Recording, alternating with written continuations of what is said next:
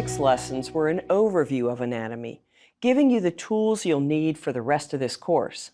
Now we'll begin to dig into specifics.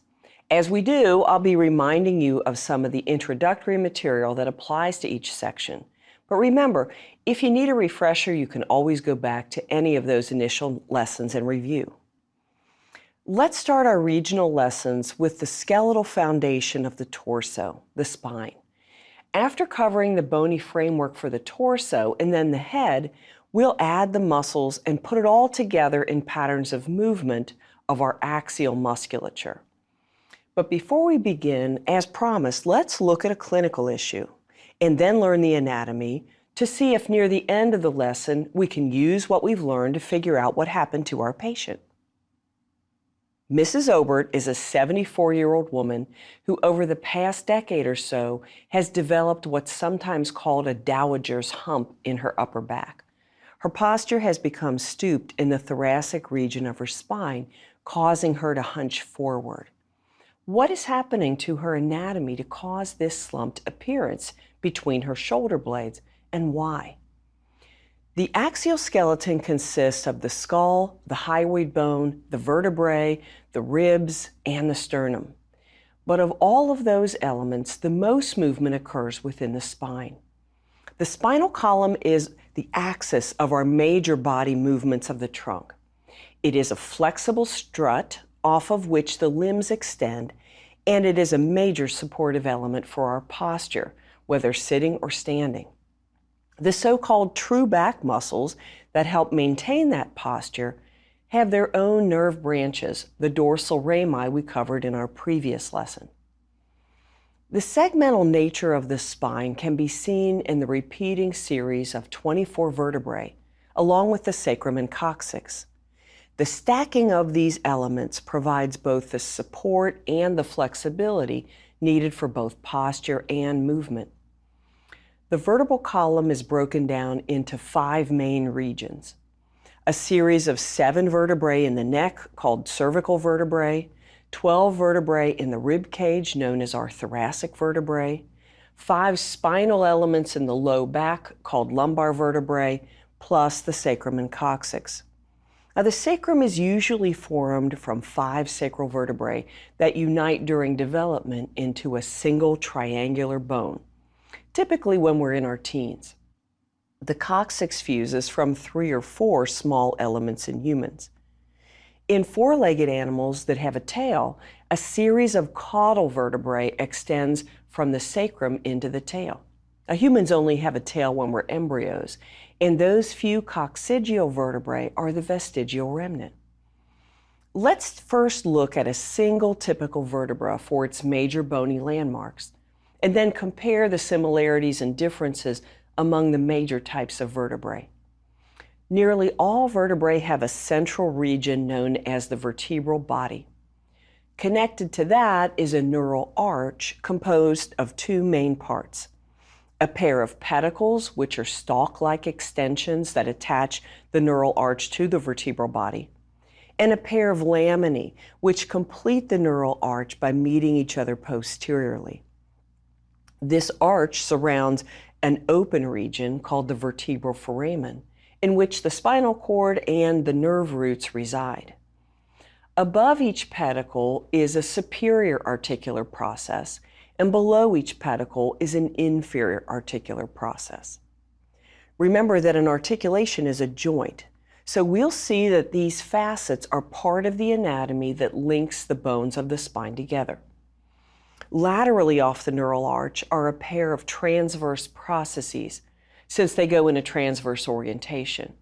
And posteriorly, there's a spinous process that extends off the posterior aspect of the laminae. These processes, like many projections off of bones, serve as attachment sites for ligaments and muscles. This would be a good time to explain the shorthand that's used when discussing the vertebrae. For each, the numbering starts at the top of each section and proceeds inferiorly. So the 7 cervical vertebrae are typically referred to as C1, C2, C3, C4, C5, C6, and C7, with C1 closest to the skull. Below C7 begin the 12 thoracic vertebrae, called T1, T2, and so on down to T12.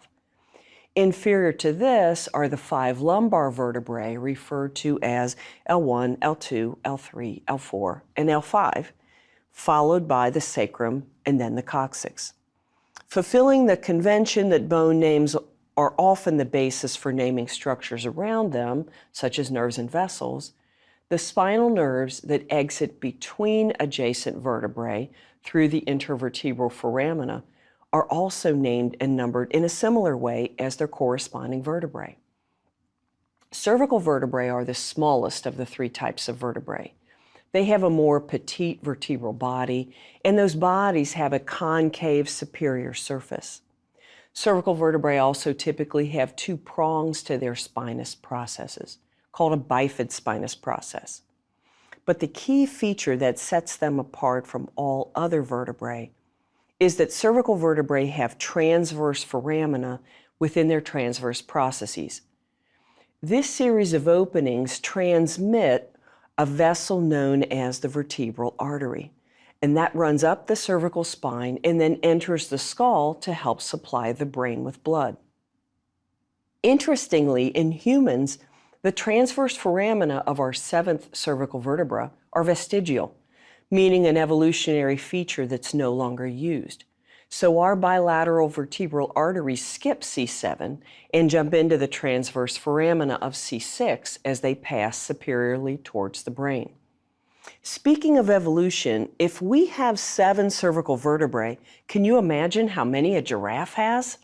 Trick question. They also have 7. Their cervical vertebrae are just really tall.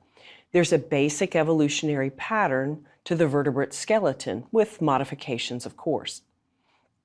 Okay, what about thoracic vertebrae? What puts them into their own group?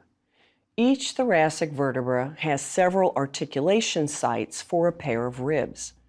These are sometimes called costal facets because in medical terminology, costo means rib. There are 12 thoracic vertebrae, and each articulates with a pair of ribs. So we have a total of 24 ribs, assuming we're in the 70% club that follow the anatomical rules for a given feature.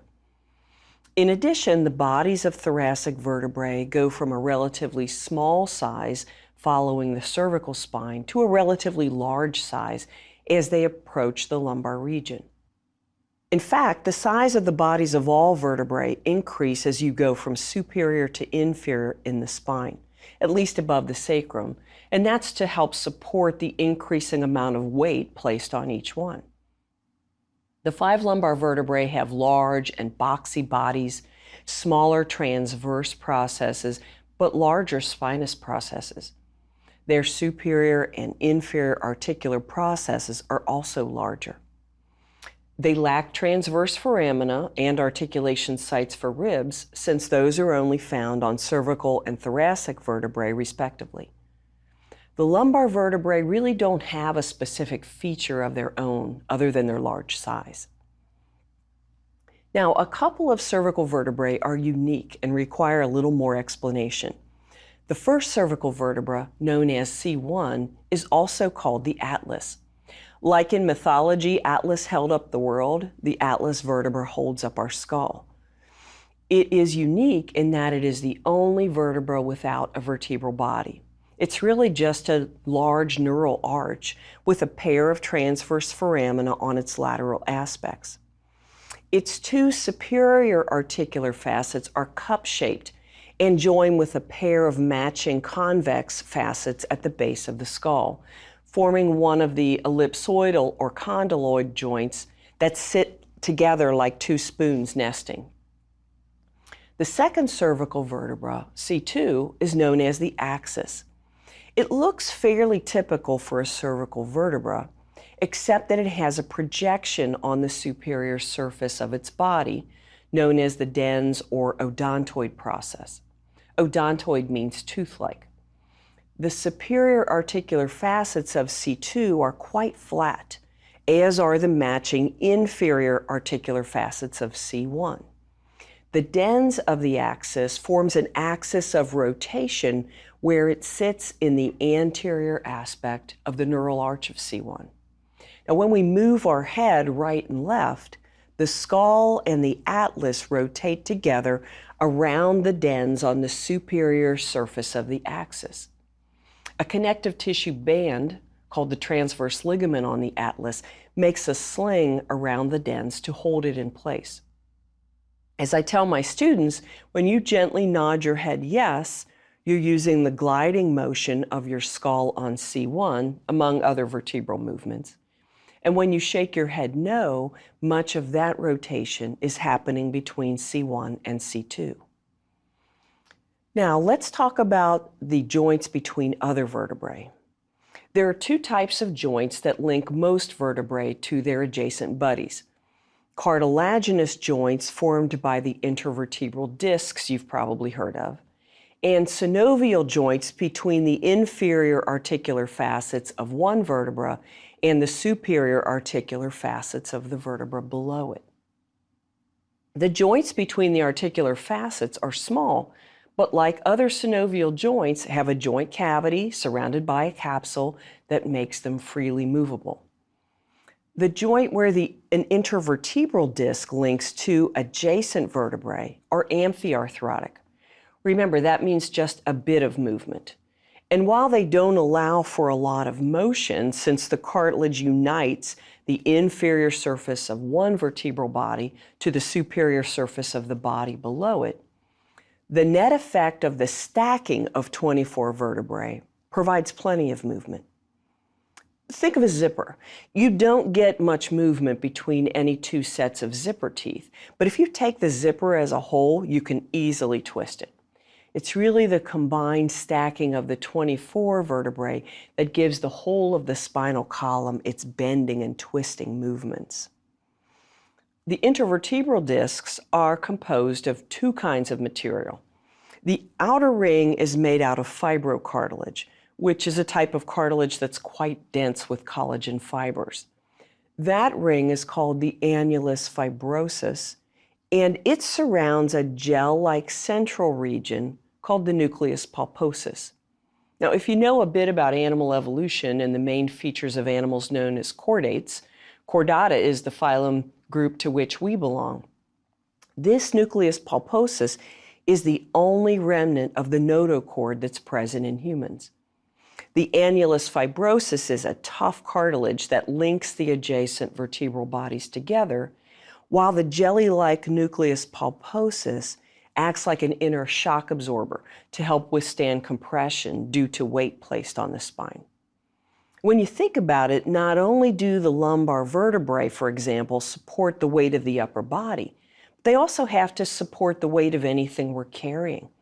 So the intervertebral discs increase in size, as do the vertebrae, from superior to inferior in the spine. And if the forces become too great, especially if the annulus fibrosus is dried out and brittle, as can happen with age, that nucleus pulposus can push through a tear in that outer ring of fibrocartilage. And we know this as a herniated disc. Now let's cover the last two elements in the vertebral column. The sacrum is quite different than the rest of the spine. It is a triangular bone typically made up of 5 former vertebrae. But 6 is common enough that it appears as an option for data entry on the forensic forms that I use in the morgue. The sacrum has a body that is topped by an intervertebral disc that forms a cartilaginous amphiarthrotic joint with the inferior surface of the body of the 5th lumbar vertebra, L5. The sacrum also has a set of superior articular facets that join with the inferior articular facets of L5. So in that sense, the sacrum is like other vertebrae. But rather than transverse processes, the sacrum has lateral masses that reach out toward joint surfaces that link the sacrum with the 2 pelvic bones. We'll talk more about that when we cover the pelvis. Instead of spinous processes, the sacrum has a median sacral crest running down its posterior surface. And rather than having vertebral foramen, the sacrum has a canal down its midline, And that passage connects to openings on both the front and back of the sacrum, known as anterior and posterior sacral foramina. Ventral and dorsal rami come out of those openings to reach their targets. This sacral canal terminates in an opening called the sacral hiatus that can be palpated on the surface and used as a bony landmark for the administration of an epidural anesthetic.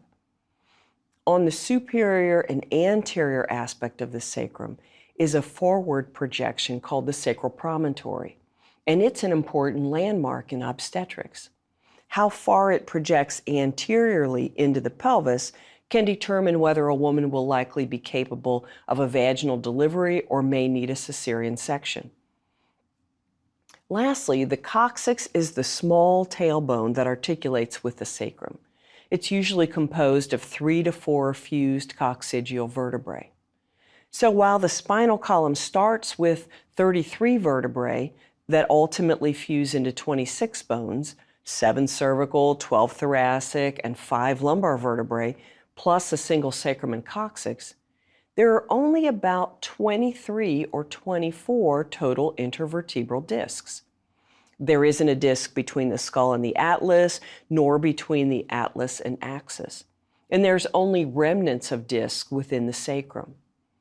Moreover, since the discs increase in size from the cervical spine to the lumbar spine, together they make up about 20 to 25% of the length of a person's spine. So as the discs dry out and shrink as we age, we really do get shorter in height.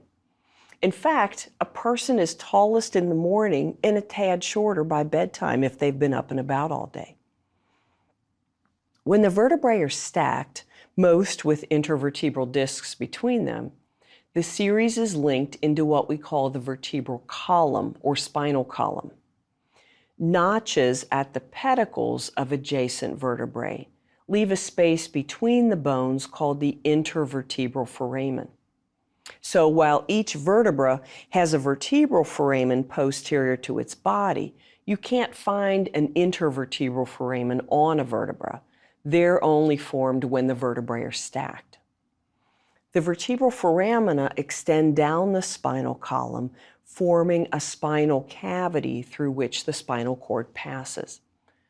Off that spinal cord come the spinal nerves that exit the vertebral column by passing laterally through the intervertebral foramina. Remember, the anterior and posterior roots of a spinal nerve are within the spinal canal, and they fuse to form a spinal nerve just before it exits its intervertebral foramen. Immediately after that, lateral to the intervertebral foramina, the spinal nerves divide into their dorsal and ventral rami. As we learned, the dorsal rami are the distributional branches that supply the true back muscles and skin down the middle third of the back, while the ventral rami become intercostal nerves or braid into one of the plexuses, cervical, brachial, lumbar, or sacral. But wait, there's more.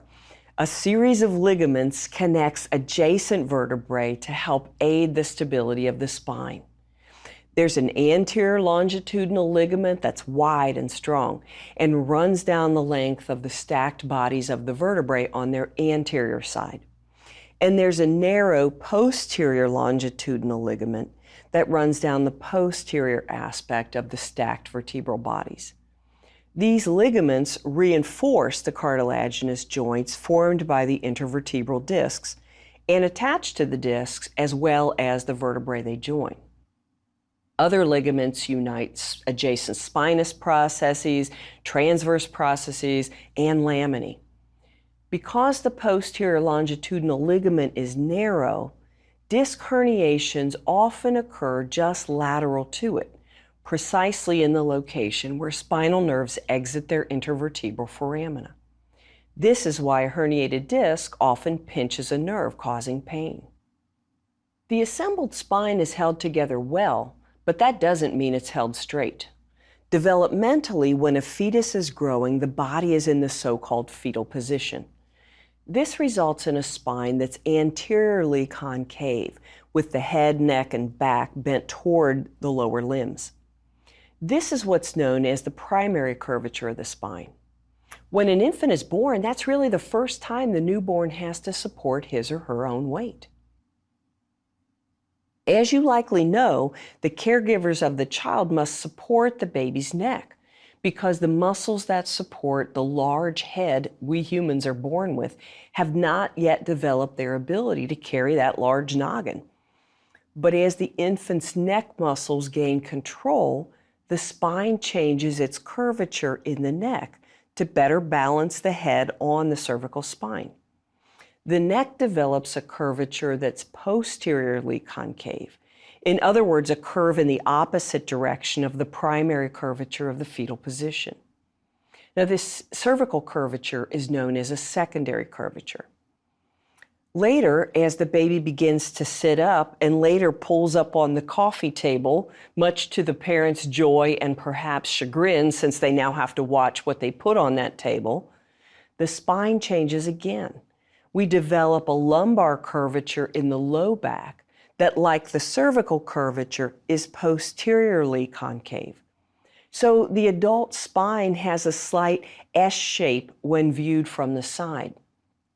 The thoracic and sacral curvatures retain the directionality of the fetal spine, so are called our primary curvatures, and the cervical and lumbar curvatures are in the opposite direction and are called secondary curvatures.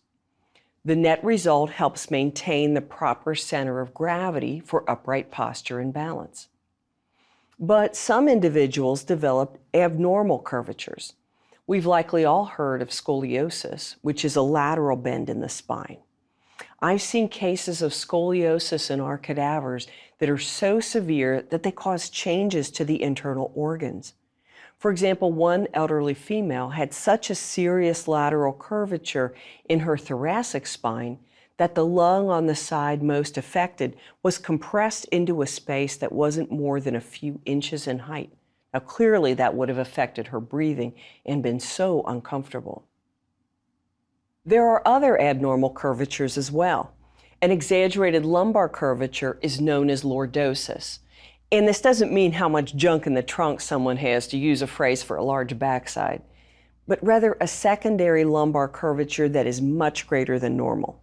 You may have heard the term swayback used for this.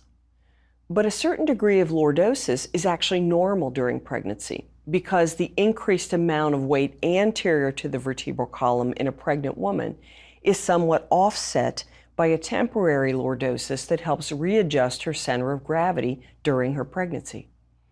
Now, some medical conditions, including obesity, can cause lordosis as well. So what about the curvature seen in our clinical patient, Mrs. Obert? An exaggerated thoracic curvature is known as kyphosis, but sometimes called a humpback or hunchback, though that sounds rather derogatory to me. Like scoliosis, this disorder can also result in compression of thoracic organs, reducing lung capacity and leading to difficulty breathing. Most often, kyphosis is seen in the elderly, especially older females. That's why it's been called a dowager's hump.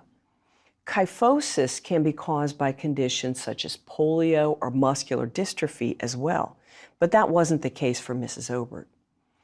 What other condition is also more prevalent in older females? If you said osteoporosis, you're correct. Kyphosis is often due to osteoporosis causing demineralization and weakening of bone.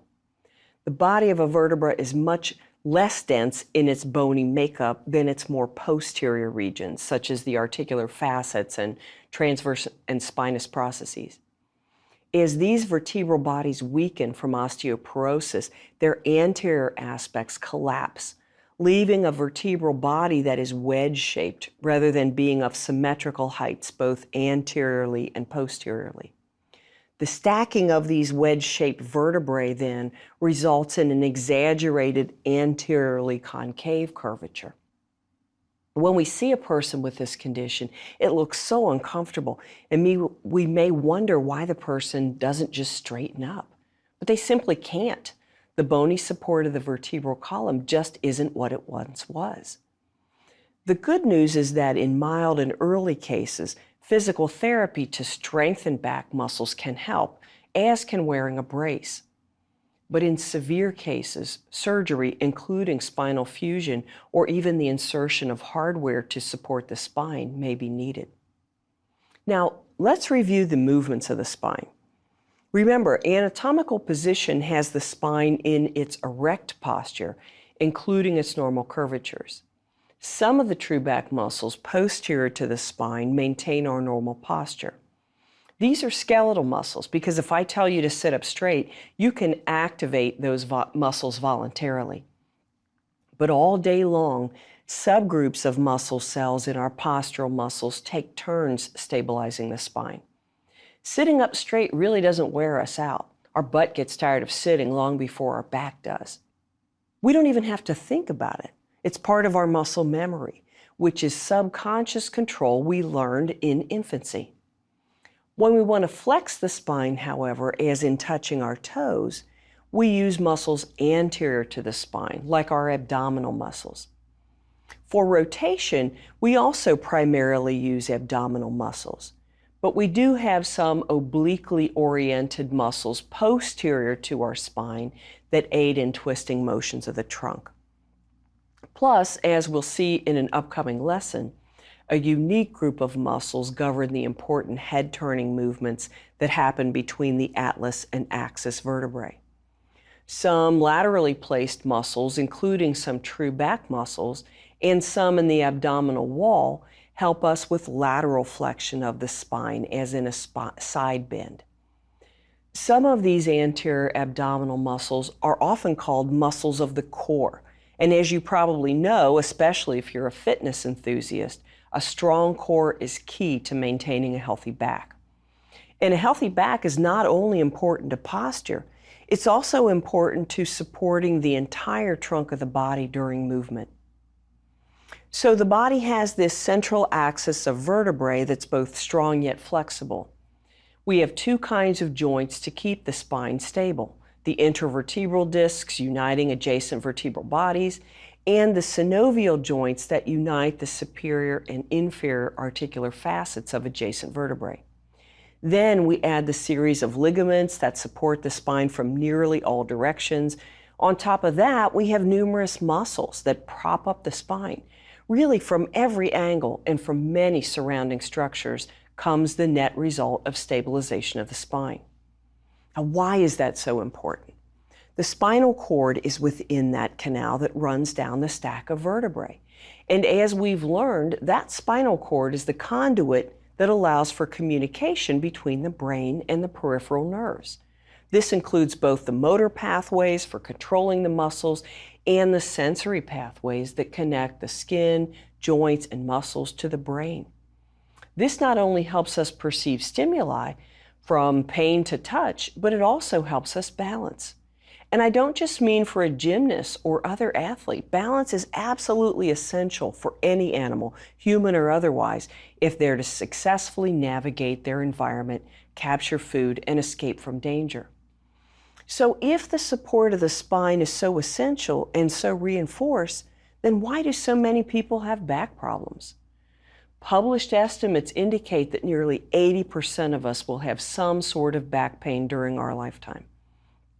One university study estimates that each year about 8% of adults in the United States suffers from back pain, whether chronic or acute.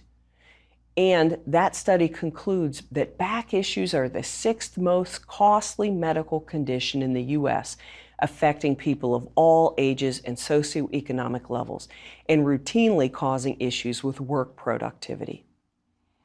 Numerous research studies have shown that the upright posture and bipedal locomotion that's characteristic of humans is correlated with a variety of spinal pathologies. A fellow anatomist who is also a paleoanthropologist has said that taking the primate spine from the horizontal pattern that was ideal for an arboreal tree-dwelling lifestyle to the upright pattern in humans today was like placing the skull on top of a series of 26 cups and saucers stacked on top of each other and expecting that to go well. Changes in the spine from the straight spine of most other primates to the modern spine we bear today, with its primary and secondary curvatures, occurred relatively quickly during human evolution.